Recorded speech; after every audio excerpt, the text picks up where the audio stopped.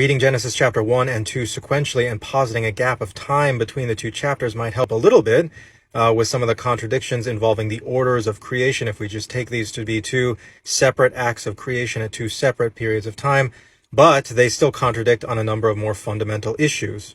First, on the seventh day of creation, God rests because all his creative work is done.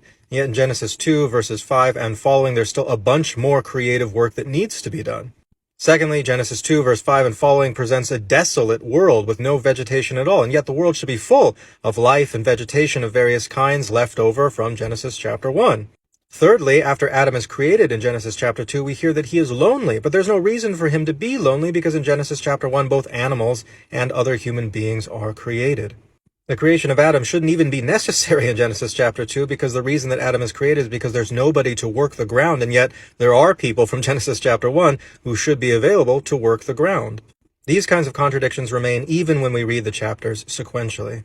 You'd have to posit a gap in time between Genesis chapter 1 and Genesis chapter 2 on such an unimaginably large scale as to effectively erase everything that happened in Genesis chapter 1. And if that's what you're doing, then you're basically conceding that there is a contradiction between the two, because the only way around that contradiction is to erase everything that happens in Genesis chapter 1.